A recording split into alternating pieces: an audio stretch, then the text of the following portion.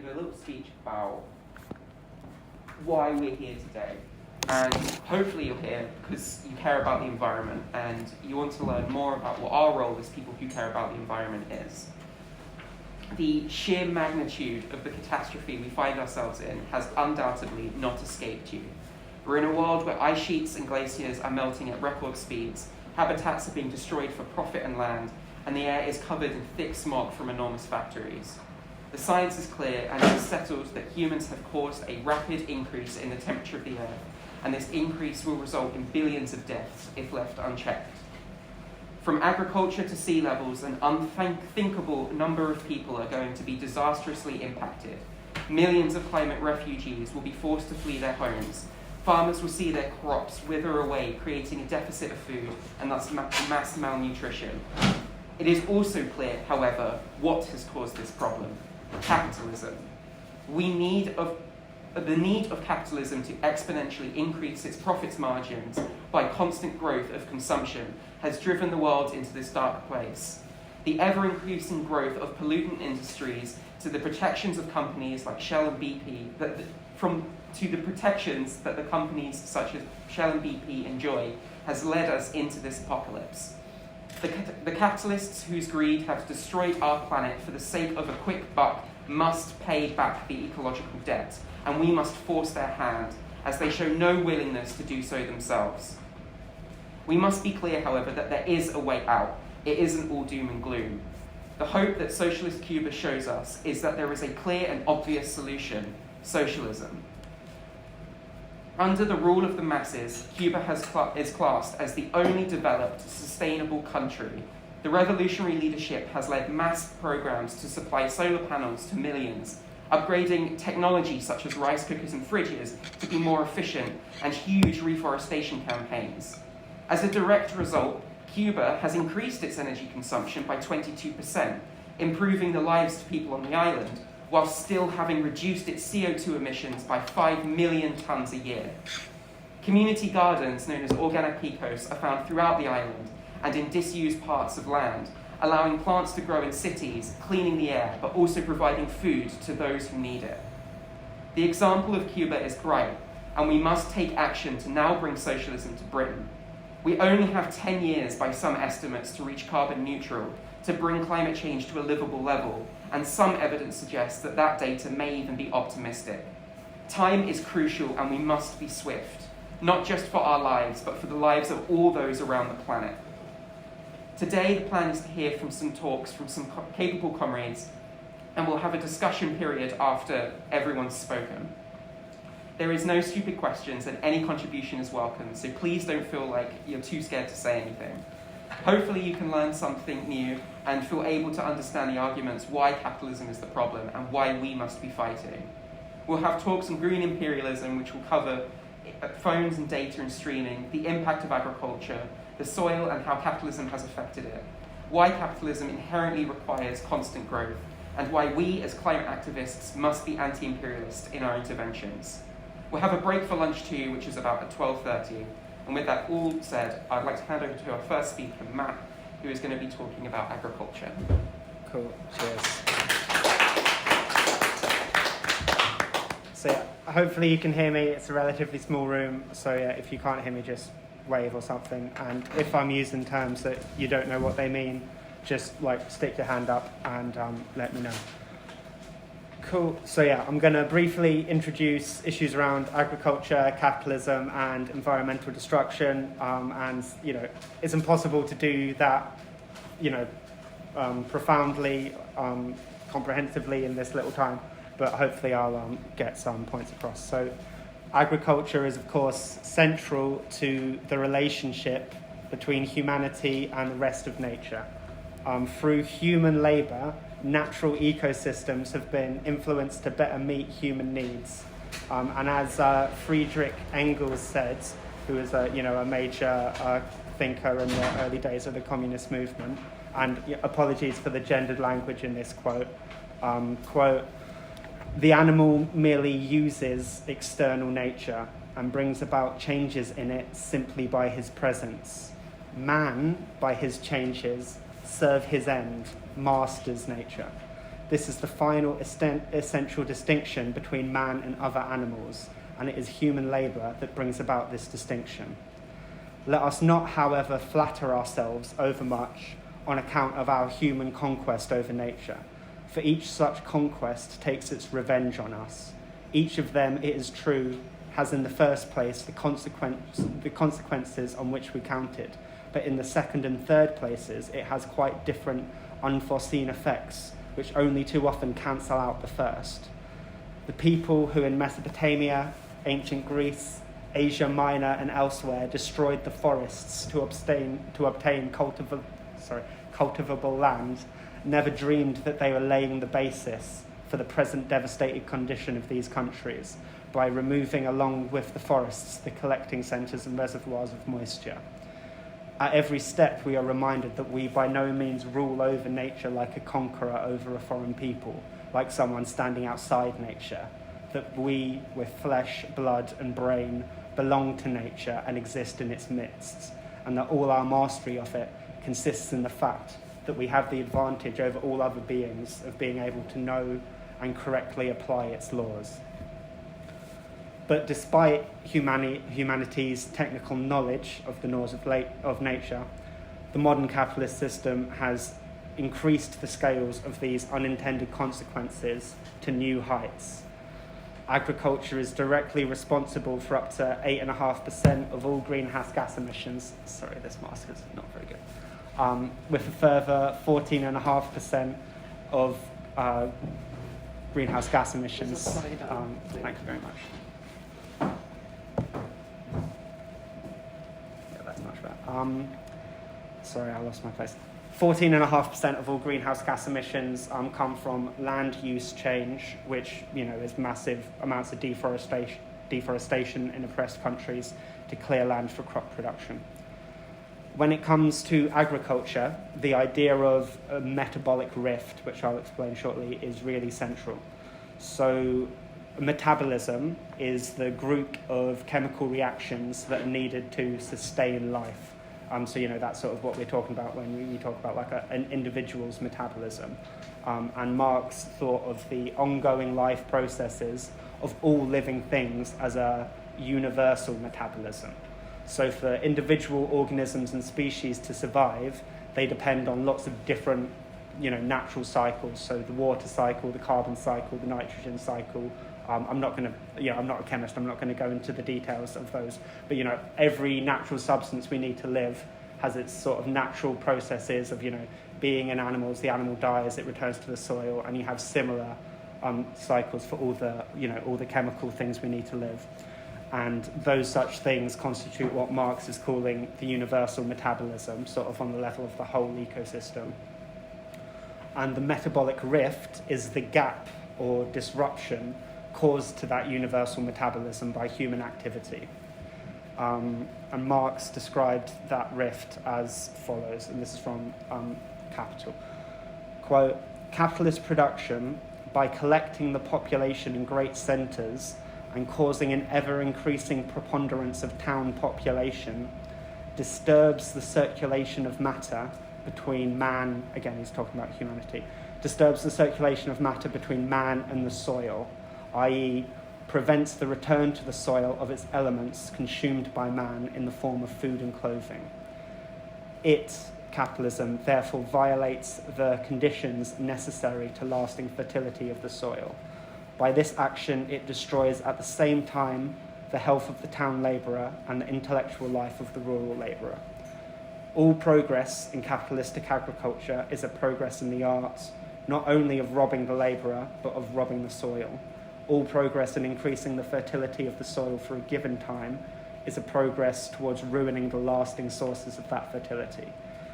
Capitalist production therefore develops technology and the combining together of various processes into a social whole only by sapping the original sources of all wealth, the soil and the labourer." End quote. So the concentration of people away from agricultural production disrupts these natural cycles as nutrients are removed from the countryside and dumped into the cities. This disruption causes the need for artificial fertilizers to limit the depletion of the soil. And sort of one of the most important chemical things going on here is something called the Harborbosch Process, which I did in chemistry many moons ago, so a lot of you might have heard of it. And it's key for producing nitrogen-based fertilizers. And it uses 1% of all global energy production and produces 1.4% of all carbon dioxide emissions. So it's quite a big deal. The collection of the population in great centres is central to the history and the present day of capitalism. So in Britain, so this is an ongoing thing throughout the entire history of capitalism.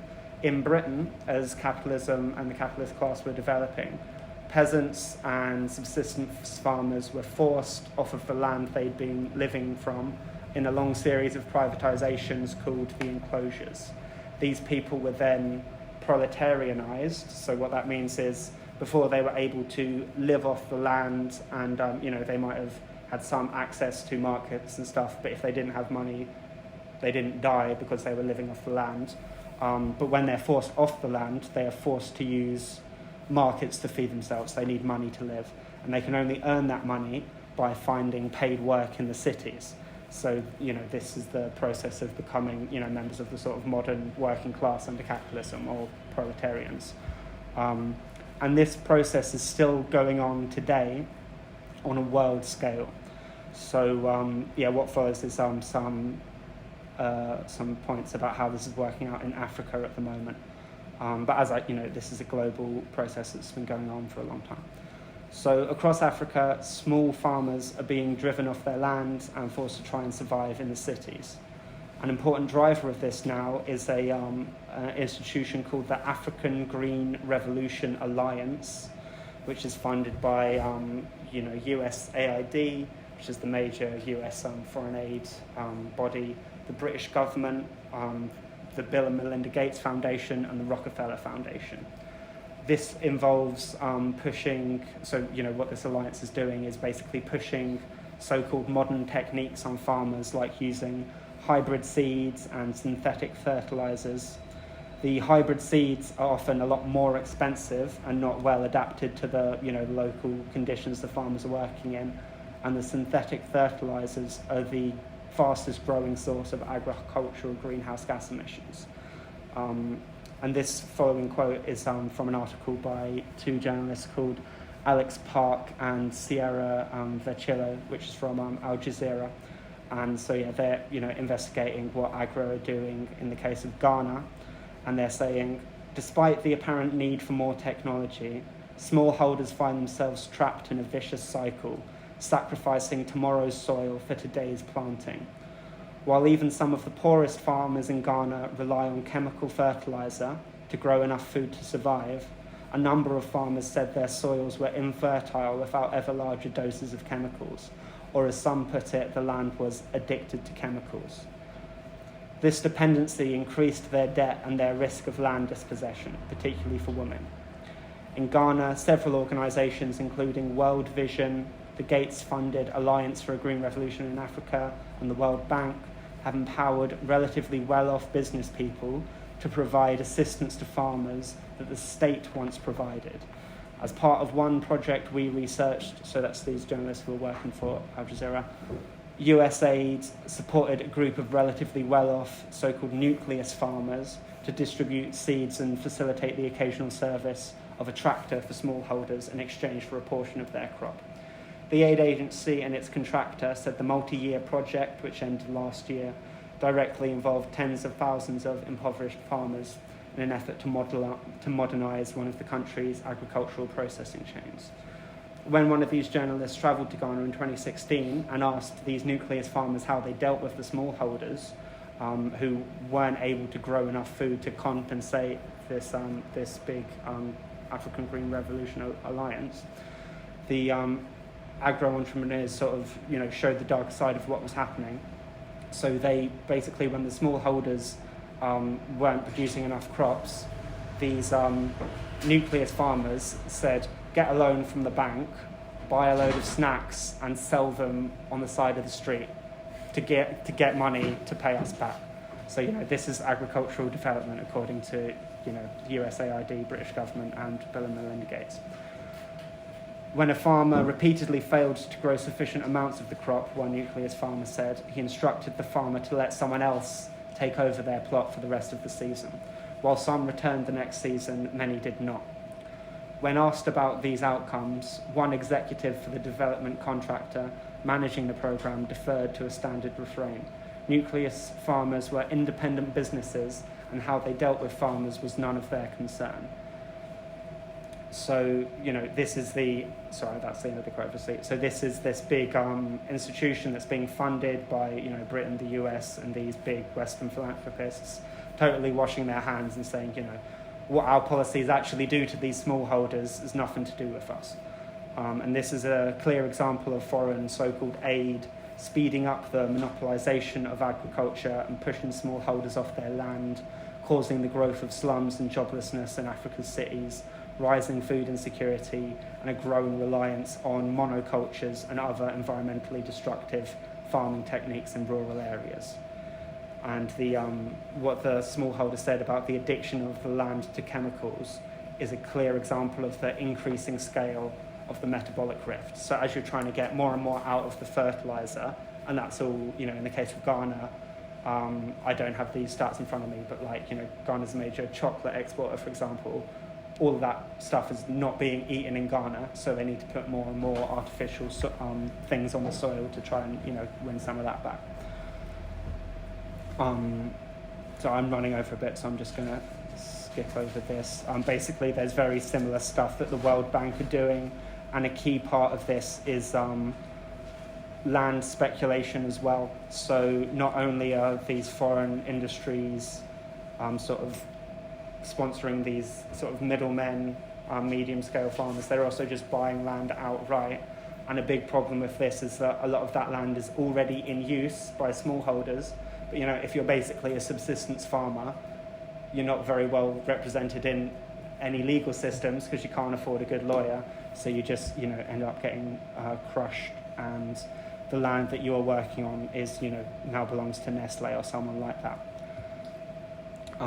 So I've spoken a bit slower than I planned to, so I just moved to wrapping up. But so we're living in a world with a huge amount of hunger.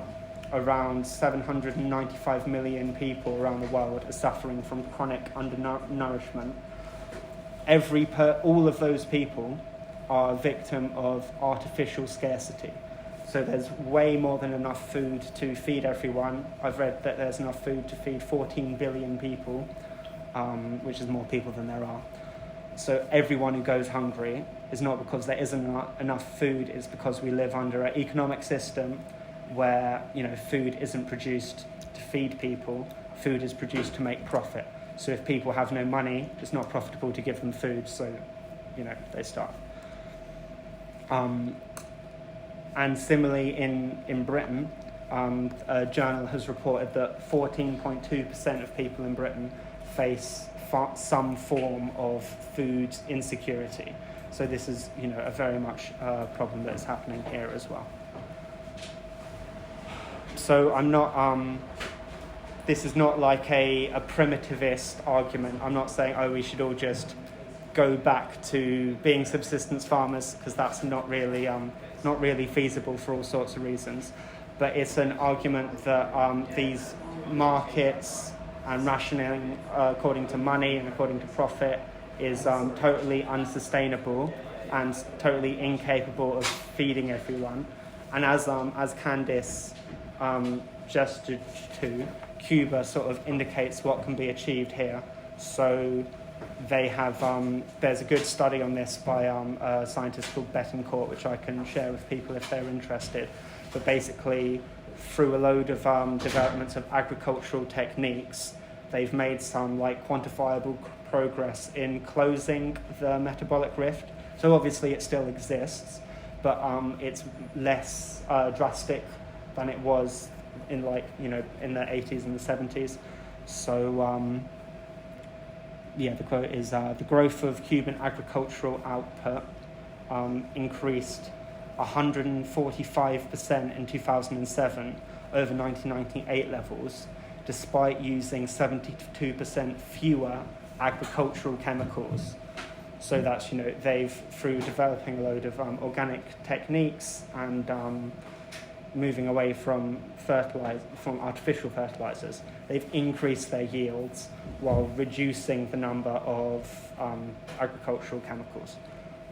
So yeah, I have no time, I'm a minute over, but yeah, hopefully that was interesting.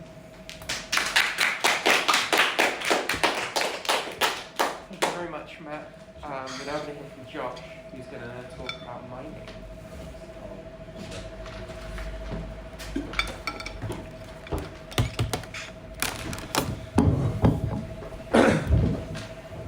Yeah, cool. Can everyone hear me? Cool. Right, so I'm going to talk about mining. So industrial mining creates massive destruction in third world nations, and this destruction is deemed acceptable by imperialists and sympathizers of such, as it is needed for the continued accumulation of capital by international bourgeois and the local workforce of these nations. Corporations at the heart of the global mining industry are incorporated into both the London Stock Exchange and the London Metal Exchange, making London an important financial centre for the mining industry. Companies of note include Anglo American, BHP, formerly BHP Billiton, Rio Tinto, and Glencore. Each of which operate hugely destructive mining projects in the global south. The result of which is ecological conflict and destruction. In Latin America alone, there are 250 mining-related conflicts, all of which are tied to operations under the control of these corporations. Reasons for these conflicts include environmental degradation, water theft, fraud, corruption, land dispossession, the repression and criminalization of community opposition. As in order to fight for their interests in these nations, these companies back repressive, authoritarian, right-wing governments to crush any popular resistance. All the repression and death and devastation is the result of imperialism, the monopoly stage of capitalism, in which companies are large enough to leave entire nations of people with no other choice than to be so greatly exploited as the only means that they can earn a living. Understanding this is also key to understanding that plans which aim to replace coal and oil with lithium and cobalt are far from adequate as solutions to the environmental crisis, as not only do they do nothing to change the relationship between imperialist and non-imperialist nations, but would require the ramping up of exploitation and destruction of the environment in these nations, as even more plunder would be necessary to acquire the resources to put these plans into action, be it through things like electric cars, or which need cobalt for the batteries, or you need lithium in the magnets in wind turbines and such. So yes, a couple of examples of the devastation caused by a lot of these projects. So one is the Samarco dam collapse. I don't know if I'm pronouncing that right. I hope I am. But it's regarded as Brazil's worst ecological disaster. The Fundão tailings dam collapse, as it's also called, it happened on the 5th of November in 2015, resulting in the collapse of the iron mine that it was keeping water out of. And it resulted in the release of 50 million cubic meters of sludge down the Rio Doce to the Atlantic Ocean, which is about, I think, 600 kilometers. So at least 19 people were killed, most of which were in the mine. 700 were left homeless, and an entire village called Bento was destroyed. Aquatic life in the river was killed. The coast of the river, which was inhabited by indigenous peoples, also destroyed, uninhabitable. And also nearby settlements that relied on the river for water also can't get water from there anymore because completely destroyed. So the mine was managed by a mining company, Samarco, as I mentioned, and it was a joint venture between both the Brazilian mining company, Vale, and Anglo-Australian company, BHP. After the disaster, the company set up the Renova Foundation to respond to the crisis and help undo the damage done. In 2016, BHP reported that 7,000 affected families were now being given financial assistance by Samarco. The move was, and still is, criticized by local groups as the decisions being made by these companies do not take into, well, anything what the people who are actually affected think. They're not involved in any decision making, and as such, things such as relocating people without even asking them first have been solutions proposed. It also involves pretty much no considerations for the indigenous population at all. And the power to address the problems caused was entirely put into the hands of a private organization funded by the group that caused it in the first place. So, prosecutors in Brazil brought a case for compensation for the people affected of $50 billion US. However, that was thrown out, and instead Samarco proposed $6.2 billion over 15 years, starting from 2016. Which is not enough to fix an entire ecosystem or rebuild a village or house 7,700 people. The most damning accusation came from leaked documents, which showed that the company had predicted the consequences of such a disaster 6 months prior to its collapse. And further documents found during an investigation by the Brazilian police show that the company had also been aware of structural problems with the dam since 2009. At present, the investigation is still ongoing, so I should say allegedly, but and the company has continued to deny allegations that they were aware of the dam's structural weakness, which, even if they weren't, it is their job, they are running it. And it's the result of cutting costs because the purpose is to produce profitable products as opposed to meet human needs, even the human needs of the people working there. And in a recent annual general meeting, which is a thing where shareholders get together and talk about stuff, this past month in London, Ken McKenzie, the company chairman, neglected to mention the disaster until directly questioned by someone at that meeting. He also made the claim that the country respects the right of Aboriginal and Indigenous peoples, with the direct quote that BHP recognises and respects the contribution which Indigenous peoples make to the national and international economic prosperity. The implication of this statement is that the company is perfectly respectful of Indigenous rights, provided that the Indigenous people have no qualms with them mining on their territory. But as can be seen by the Samarco disaster, if they do have a problem with it, they don't care. It's only, again, if they can prove themselves in some way valuable for the accumulation of capital. Thus far in 2021, BHP has made $13 billion in profits and is openly traded on LSE and LMA. Vale, as I mentioned, also receives finance capital from HSBC and Barclays. And with mining representing a pretty big chunk of Chile's GDP, about 1.8%, it is unlikely that it will, production's going to slow down anytime soon. Because it needs to continue to grow, and production for the purpose of profit will always prioritize profit over the livelihood of people. Capital needs to accumulate. So another example of imperialism and ecological destruction comes from the Congo. So the Democratic Republic of the Congo is the third poorest country in the world, yet houses large stocks of minerals. We're going to focus on for a moment, I guess, is cobalt. 50% of the world's cobalt supply exists in the Congo, and cobalt mining is becoming more and more valuable as it is an important component for green energy solutions such as electric cars and wind turbines. However, the extraction of cobalt itself is far, far from environmentally friendly or ethical. Mining requires the destruction of ecosystems to make the mines and to create housing for the workers there. Dust for the mines containing cobalt and other such things that are down in the mine escape, contaminating air and the water. And cobalt causes really bad respiratory issues.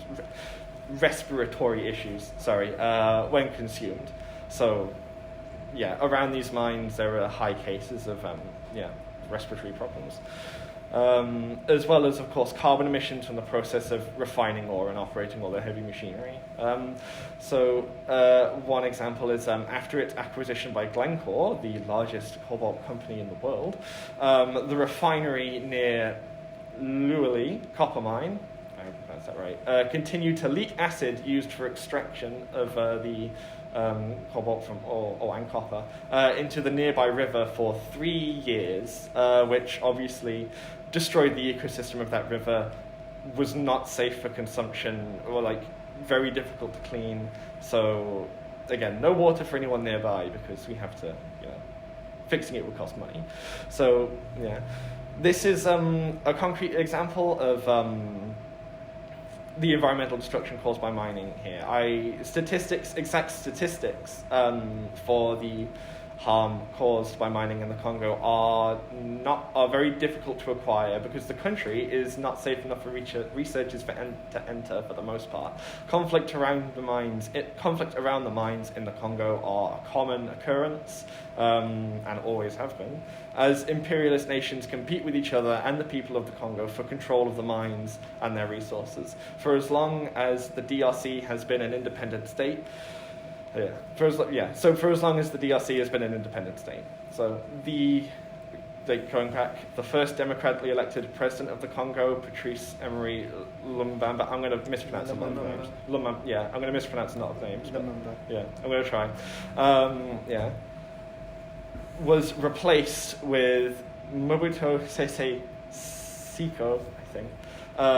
Who was described as the archetypical African dictator, which is true. He ran a brutal regime. He would hang political opponents in public as sending a message. He was replaced because Lumumba was assassinated. Lumumba. Sorry. Yeah, Lumumba was assassinated by the U.S. During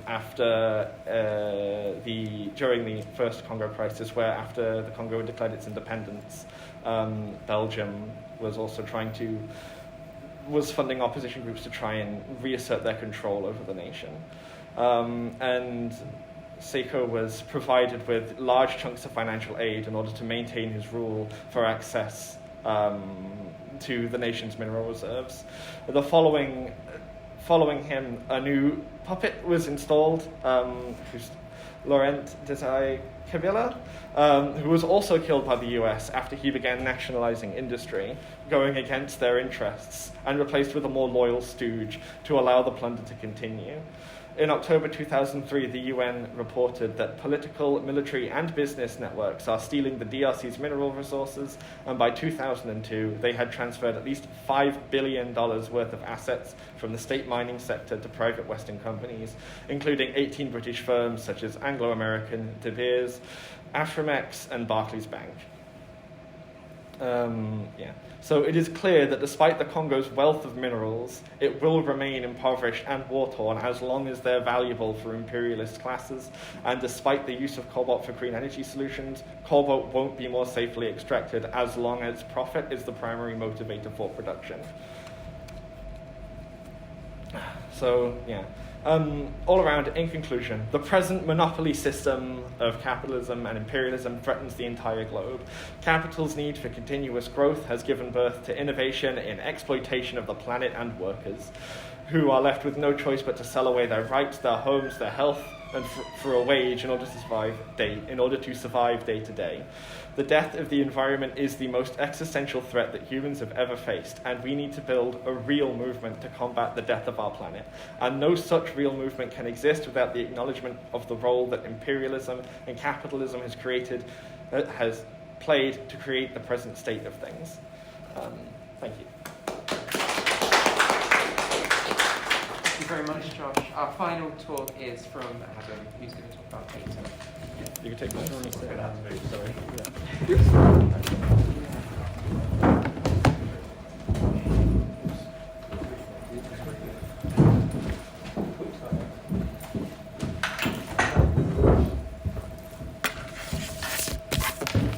Okay. Hi everyone. So I don't have a prepared speech for this, I just had to step in to cover it.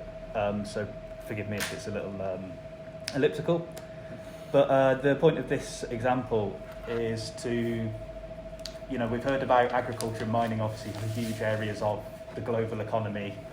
But the way in which capitalist social relations damage the environment, or rather don't care about it, extends to all sorts of other areas of industry. And so this is some information about information technology and smartphones and that sort of thing.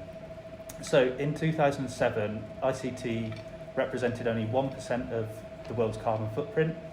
It's now tripled and is set to exceed 14% in 2040, or as much. I saw another thing that said as much as 20% by 2025 if it was the wider sort of information sector. So smartphones are particularly insidious in that they are high usage devices and have a rapid development cycle, which has made them increasingly disposable. But they're increasingly how people are accessing the internet. Because of their size, they have limited processing power and storage, and this has driven cloud-based systems which effectively shift computation to remote data centers. These run 24/7 and require constant heat regulation, and in response to vast increases in data storage and computational capacity in the last decade, the amount of energy used by data centers has doubled every 4 years and is expected to triple in the next 10. This is the same technology that makes virtual assistants like Siri and Alexa possible. So one statistic I found is that this is from Google's own data, training their AI on one sort of one iteration kind of thing, used the same amount of CO2 as a transatlantic flight.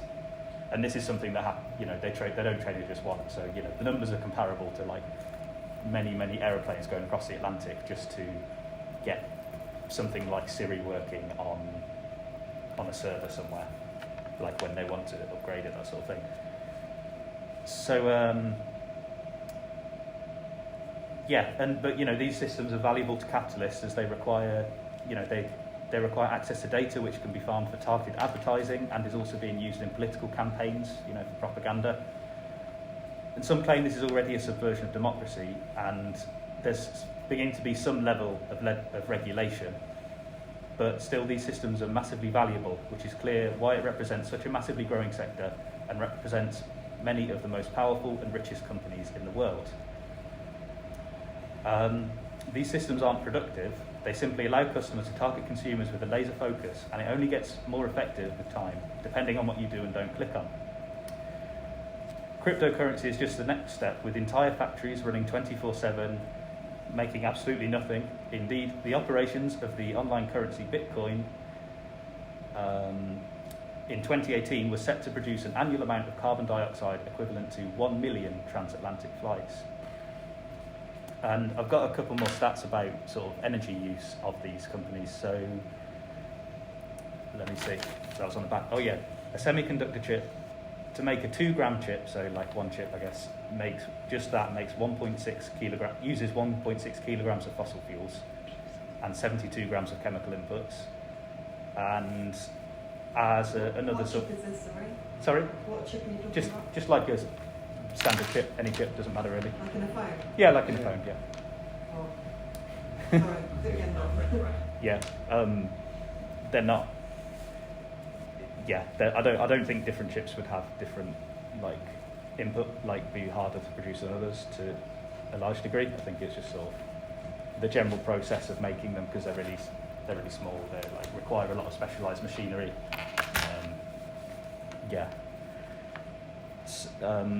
Then I found some other statistics about just one plant in Ireland, that's for Intel, the chip manufacturer.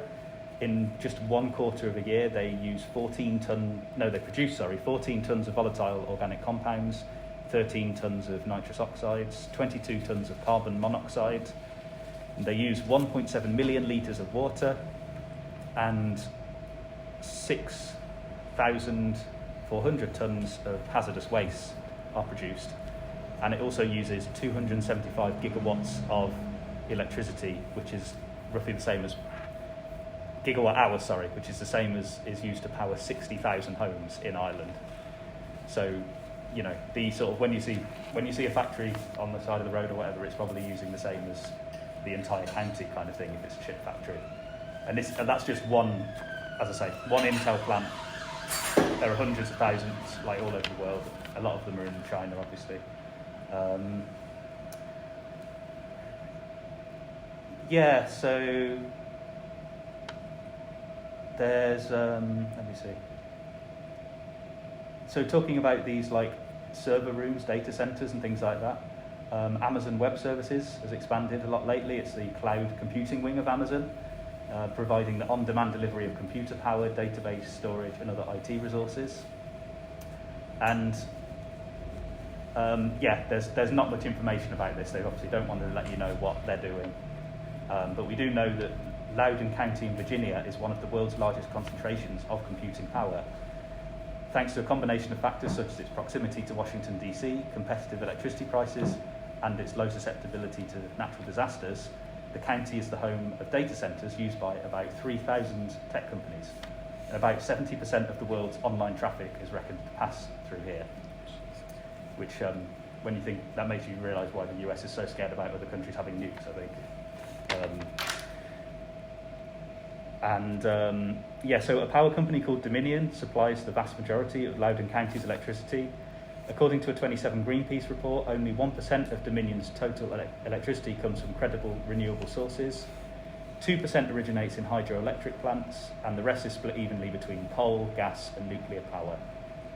Dominion is also in the middle of a huge regional controversy about a proposed pipeline that will carry fracked gas to its power plants, which it says is partly driven by data centers' insatiable appetite for electricity.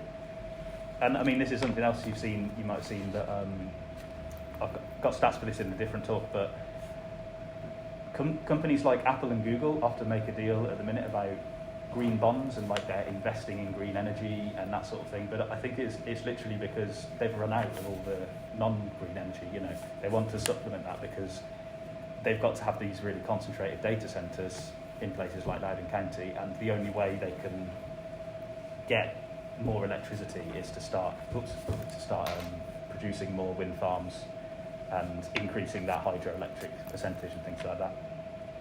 So, because data centers are set to soon to have a bigger carbon footprint than the entire aviation industry. These changes are partly being driven by the so-called Internet of Things, the increasing array of everyday devices that constantly emit and receive data. So like TVs, lighting systems, transport. Yeah, if driverless cars ever arrive in our lives, those same data flows will increase hugely. At the same time, the accelerating rollout of the internet and its associated technologies in the developing world will add to the load. So a story that came out in June this year was about sort of the waste at Amazon depots.